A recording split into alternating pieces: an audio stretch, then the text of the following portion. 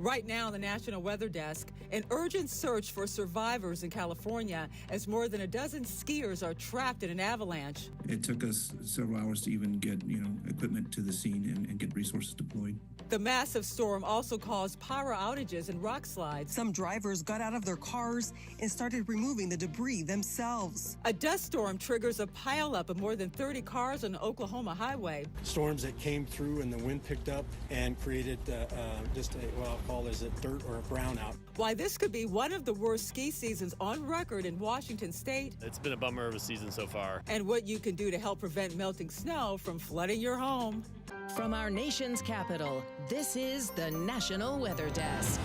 Good morning and welcome to the National Weather Desk. I'm Angela Brown. A desperate search is underway this morning for the 9 skiers missing in a California avalanche. They were part of a group of 15 backcountry skiers who were caught up in that snow slide in the mountains near Castle Peak, northwest of Lake Tahoe. 6 people in that group survived and were able to call for help. They are okay after using a tarp as a makeshift shelter before being rescued. As Madison Keevy reports, crews trekked into feet of fresh snow searching for those still missing. The race to rescue backcountry skiers stranded after an avalanche. Search and rescue crews set out before sunset. 6 skiers made it to a backcountry cabin waiting for a rescue. Snowing, very little visibility, high avalanche danger that's going to persist throughout the night. It took us several hours to even get, equipment to the scene and get resources deployed. The skiers were on a 3-day backcountry trip when this storm moved in. Tuesday, snowing at a rate of 2 to 4 inches an hour. The interstate's closed. The area is very tough to access, and the more people that we have up there, the higher chance of another incident happening. From that search and rescue mission in the High Sierra to where we are along I-80, snow continues to fall, visibility has dropped, and the winds have picked up too.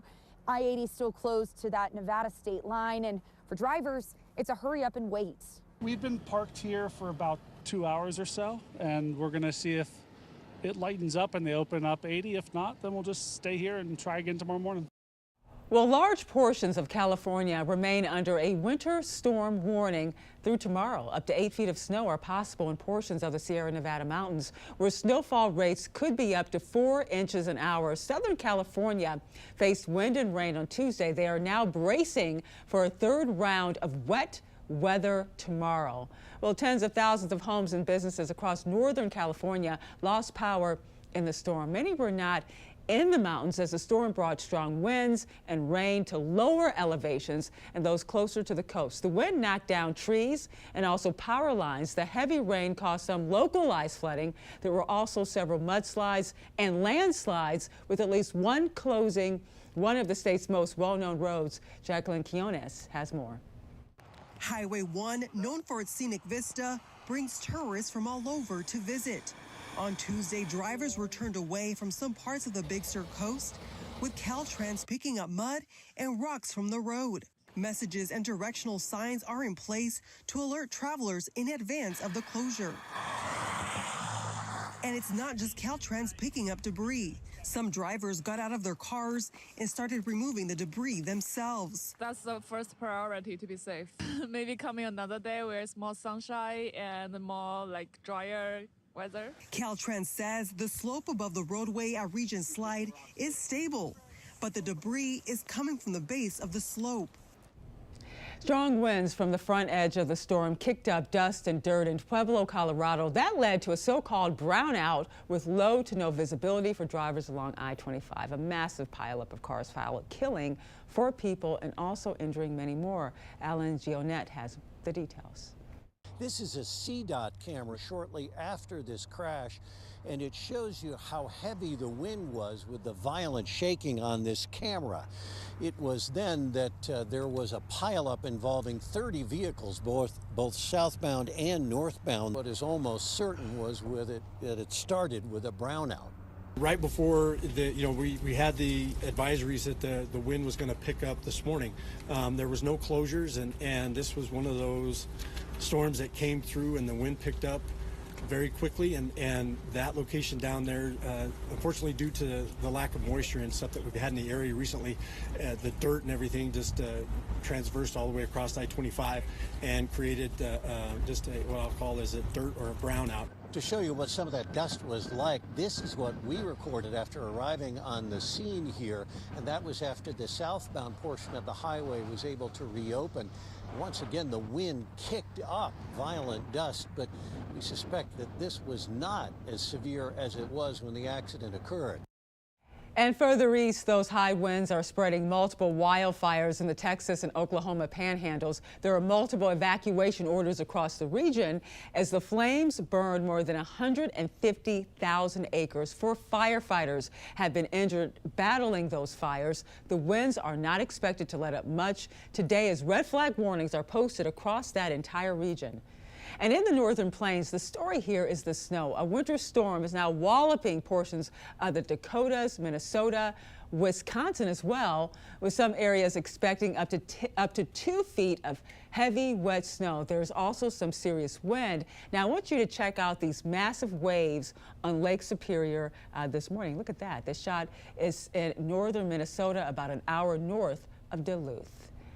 Until now, this has been a record-breaking warm February in Wisconsin. That means ice cover on lakes is becoming dangerously, prompting some ice fishing clubs to close. Meteorologist Audrey Lee has more from Lake Winnebago, 1 hour south of Green Bay. We're still seeing a solid 18 to 20 inches of ice. It's really just the landings that are the big issue, where the most vehicle traffic is going. But even when thickness remains high, warmer temperatures weaken the surface. In some areas, standing water is now visible on top of the ice.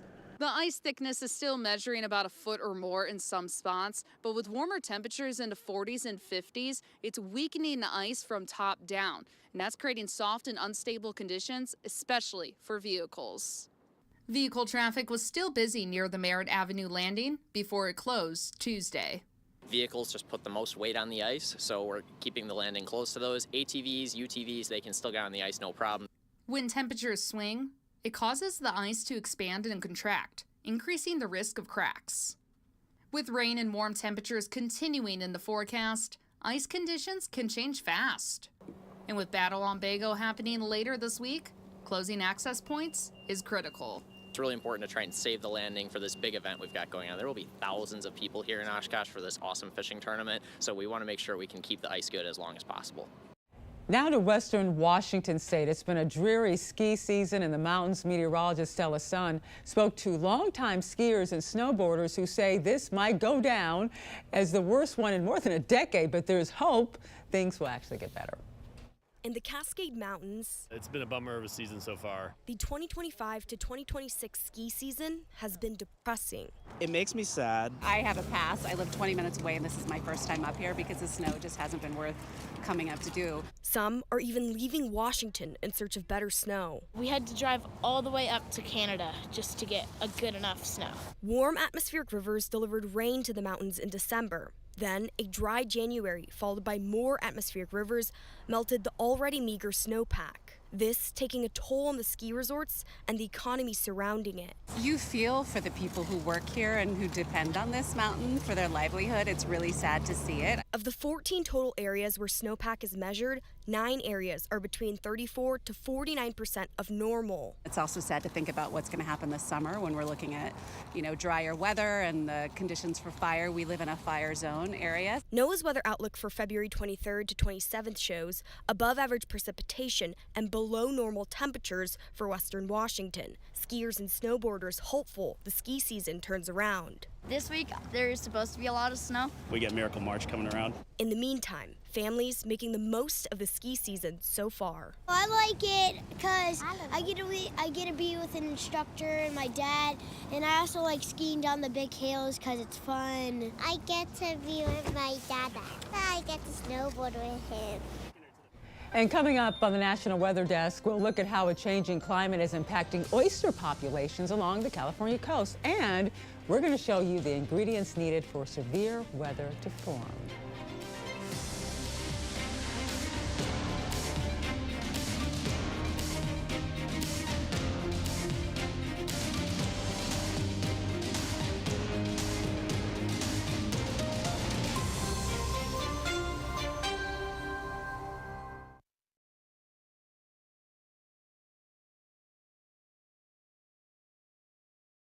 I'm meteorologist Charlie Lopresti with a look at the northeast. We're tracking increasing and thickening clouds today. There'll be a pencil-thin line of snow that works its way from New York down through southern New England. That'll be late today into tonight.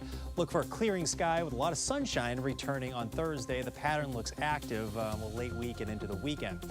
As far as snowfall goes for late today and tonight, our best chance for a couple to a few inches of snow will be from New York down through western parts of Massachusetts, Connecticut, and Rhode Island. I'm meteorologist Jasmine Lomax with a look at the mid-Atlantic region. Some showers are possible throughout the day as we track a frontal system.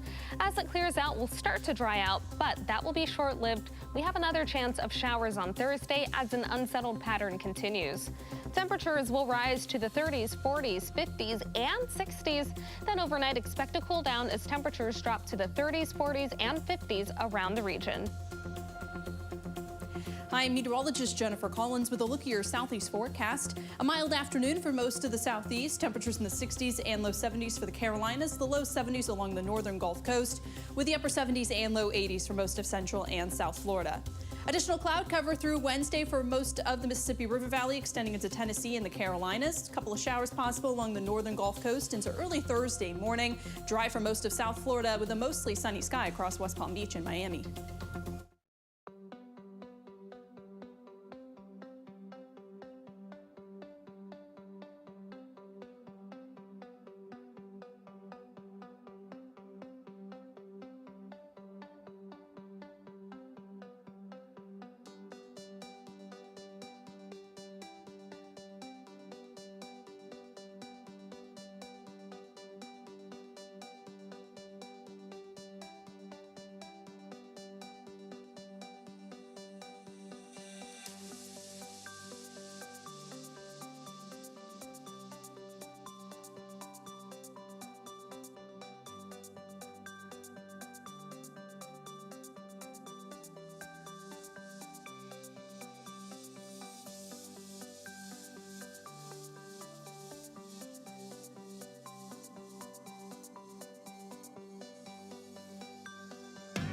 The National Weather Desk celebrates 250 years of amazing America. We mentioned wildfires burning in Oklahoma. Prescribed burns are one way to prevent wildfires from starting, but a lot goes into the preparing and planning for these controlled fires. Drew Powell shows us how firefighters in Texas prepare for an intentional burn. This area here we've had frequent fires in it, and we've had a couple of starts that carried over and burned up some structures and then made its way over through the airport down into the canyons by the Phillips refinery. Preparing to conduct a prescribed burn is a year-round endeavor. There's a lot of office work and attention to detail required. Usually it starts the year before, so we'll identify an area, we'll go out and we'll start making a plan, building a plan on what we need to do to mitigate some of the dangers and some of the fuels and stuff, so when we do actually get in to do the prescribed burn, it goes really efficiently. Despite all the work that the firefighters are doing, there's still a fair amount of work that homeowners and property owners can be doing. You know, if they can keep grass mowed, shrubs trimmed, dead trees, get them out of the way, anything like that, that's going to help give them that extra added bit of security and give us firefighters a chance to really protect their property. Provided Mother Nature cooperates and there's a good weather window, the plan is within the next couple of weeks to light the ground here and conduct a prescribed burn.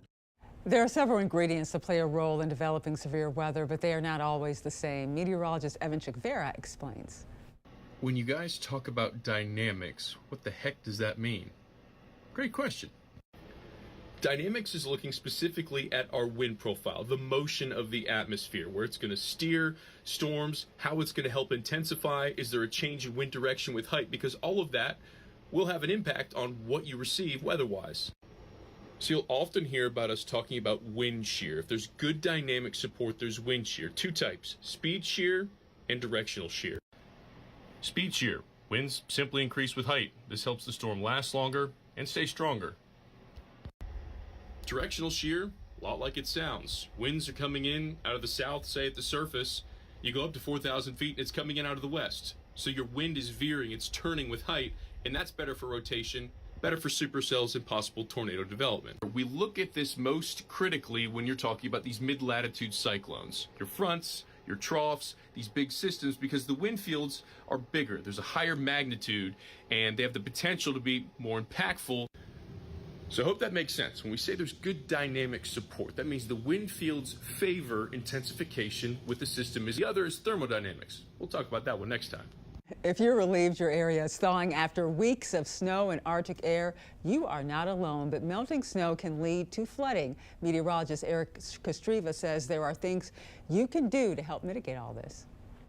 Well, after a long stretch of cold Arctic conditions with a lot of snow and ice that has built up recently, we're getting a thaw over the next week or so, which is a welcome sight. Because of how much snow and ice is out there, there's some steps you want to take to protect you and also your home, because we could see some flooding as a result of the snow melt and maybe some heavier rain. Now, of course, you're going to want to make sure you're taking breaks, don't overexert yourself as you're clearing some of that ice and snow. And if you can do so safely, you'll want to knock some of that snow and ice off the roofs and off the gutters, just to keep yourself safe from it falling on top of you as it starts to melt. Of course, the most important things is going to be removing some of that heavier piled up snowfall away from your home, and especially away from the foundation, so as it melts, it doesn't creep into your basement or into the foundation. And you'll, of course, want to clear some of that snowfall away from the storm drains and the fire hydrants, so that not only your neighbors don't see any flooding, but in the case of an emergency, you are as safe as possible. For more than 100 years, oysters have been farmed on California's Central Coast, but there is an impending danger putting the multi-million-dollar industry in jeopardy. Vivian Rini takes an in-depth look at how oyster farmers are tackling the impacts of climate change. This really healthy, beautiful bay, it's kind of this unique place where unique oysters are coming out. Beneath the waves in Morro Bay, nearly 5 million oysters are growing. On shore, the hands of shuckers work quickly to keep up. I want to say about 800 dozen a week here, and it varies quite a bit depending on demand. But there is a looming threat. Changing climate conditions are putting aquaculture at risk. Temperature, pH being the big one, like ocean acidification. These are all things that we're very aware of. Just inland at Cal Poly, researchers at the Center for Coastal and Marine Science are on the case. I visited Emily Bachman's research lab to learn more. Unfortunately, we have a really robust documentation of seawater pH decreasing with time, and this is associated with the rise in atmospheric CO2. Picture it like this. With more CO2 in our air, more of it hits the water, where it dissolves and creates an acid. That lowers the pH. So this idea that seawater pH is decreasing with time, and the idea that low pH creates an environment that may be harder for oysters to grow their shells. The start of an oyster's life is the most vulnerable. Ocean acidification has made it harder for hatcheries, because it's at that point when the babies are really, really babies that they have trouble forming their shells. At the floating upwelling system, or FLEPSI, oyster seeds grow from just millimeters to the size of a quarter before they're put into the bay. The good news for these farmers: We have really strong shells here. That's one of the, I guess, advantages of our water here. It's not something we deal with too much with brittle shells, so they generally tend to do pretty well. Water coming into the bay from Choro Creek carries compounds that neutralize the acid. Fortunately, what they've seen, at least here, is it seems like the creek influx is buffering the bay a little bit. It adds different carbonate, helping prevent that acidification from taking place. Despite limited losses in Morro Bay, hatcheries across the West Coast are struggling. I did hear of a hatchery having a big problem with it in Oregon, near where I'm from originally. While the impacts aren't being felt here just yet, widespread acidification is expected within the next century. According to the Environmental Protection Agency, the ocean is the most acidic it has ever been in the last 2 million years. We're definitely going to see lower pH in Morro Bay in the future. You know, when we think in the terms of decades of scale time, pH will be lower. And so that's something that the farms are going to have to contend with. From my perspective is that Morro Bay Oyster Company and Grassy Bar Oyster Company are adapting and finding really positive ways to move forward. They are investing time and money into the market of the native Olympia oyster and putting pH-lowering seagrasses on the farms. There's been a lot of discussion of co-locating seagrasses with oyster beds to sort of manage different seawater chemistry. The seagrasses can help raise the seawater pH. California oyster farms are like quickly figuring out what to do about it. So I just think there's like a whole lot of hope. And time now for a short break before we take in nighttime views of Las Vegas, Nevada.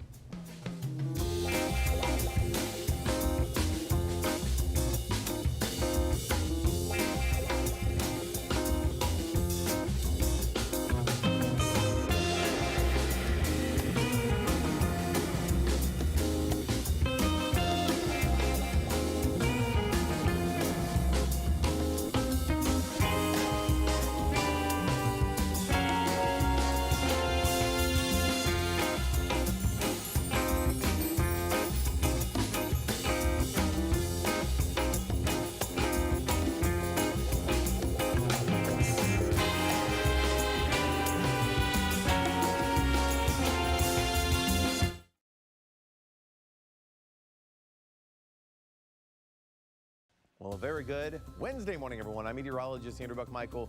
A lot of crazy weather across the Midwest today. Just, I guess, a lot of different weather. We're in the mid-60s, maybe even 70 across the South. We've got snow across the northern portions of the Midwest and Great Lakes, and then rain showers across the southern portions of the Great Lakes. Jumping into the day tomorrow, some of that shifts a little farther to the south, including the potential of some severe weather and some light snow Friday. Hi, meteorologist Chris Succi. Look at our forecast across the region. It has been a warm day with just a scattering of some clouds, dry weather. This will continue into our Wednesday forecast. We start with a little bit of a chill from Amarillo to Oklahoma City in the 40s. Elsewhere, a pretty mild morning with a mix of clouds and sun Wednesday afternoon. 74 New Orleans, Houston around 76, pushing 80 in a few spots in Texas, and a little cooler 60s and 70s, Panhandle in Oklahoma. Well, hi there and a good Wednesday morning to you, everybody. I'm meteorologist Shannon O'Donnell. Finally trading places with the East Coast. The West Coast getting cold enough for some very late in the game winter snow, including around parts of Washington, Oregon, and Idaho. Even cool in Phoenix with a high of just 65. The bulk of the precipitation pushing into the Rockies, where we're in desperate need of some fresh snow around the hills near Salt Lake City and Denver as well. And that's the scene from here.